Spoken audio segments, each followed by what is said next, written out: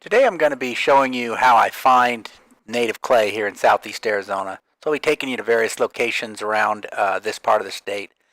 Where we're at right now is out on the floodplain of the San Pedro River. We're just maybe 100 yards west of the river itself along Highway 90.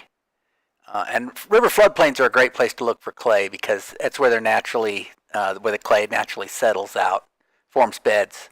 So here we can see there's a little piece of erosion so we can see what's below the surface. And we see this crackled texture. The top is a little bit siltier, but once we get down a few inches, you can see that crackled texture, and it's really hard, like a good clay will be. Now this is a little farther west, maybe a mile, mile and a half of the river, up on a terrace. And these are older clay beds. These are formed by ancient lake beds when the San Pedro, before it flowed out to the Gila. And as you can see, this is a place where I've dug in the past. Got some good granular brown clay. You can see those angular chunks that it breaks into. It's got that soft kind of waxy or almost soapy texture about it. And there's a lot of caliche nodules in this area you can see on the surface. And so that can be a problem, especially depending on your firing temperature. Now we're walking just a little bit farther east, pretty much on the same terrace. And we've got a different layer of clay here.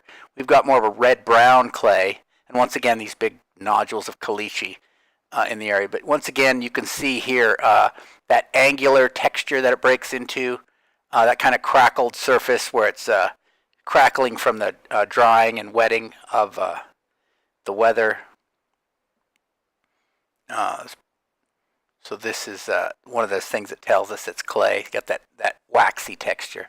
Now we're just south of the city of Benson, Arizona, in some of these badlands that are over here.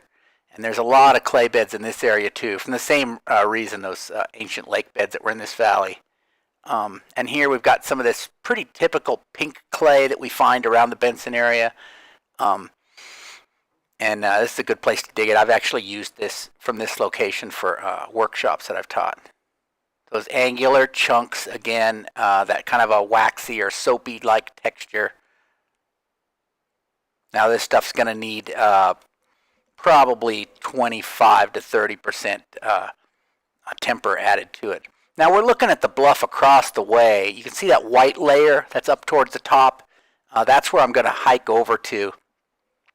That is a layer of volcanic ash, and there are places where that ash is decomposed into clay, and I want to show you how that is because the whole layer is not turned into clay, just bits and pieces.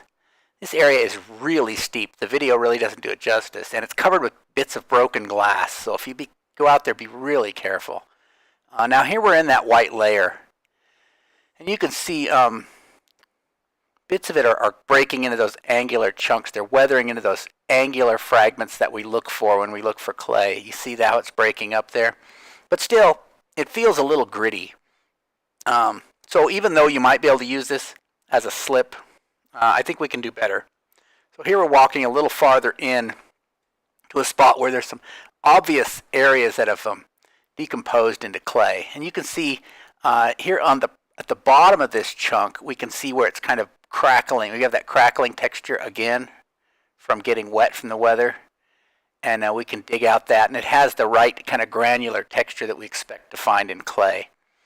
But this chunk up above, look at it, it's just a big chunk of tuff. There's nothing clay-like about that at all. Now if we move a little farther up here, there's a little pocket. You can see again that crackled texture, and there's a good sized pocket just up at the top of this. I'll show you in a second. Over in here, you see there's a lot of that kind of crackled texture there, and it's kind of hard and granular. That's a good little pocket of that kind of whitish colored clay right there that you could dig out. So if you go out here, you've got to kind of look around and get those sections that have weathered into clay. Now we're out on the Kuykendall Cutoff Road near the west side of the Chiricahua Mountains, a totally different part of the county. And this is an area where there's a really good organic, rich clay. There must have been a cienega here or something at one time. As you can see, it's grassland.